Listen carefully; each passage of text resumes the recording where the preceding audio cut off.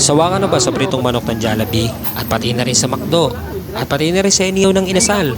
Pwes, meron ako i-recommenda sa'yo.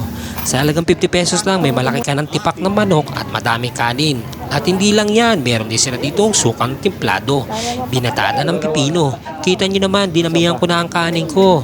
At tumisa pa ako dito ng pritong liempo. Dito nyo lang yung matatagpuan sa may Manila, sa may Malatim. Sa labas lang to ng Robinson. Ang daming kumakain dito kanina.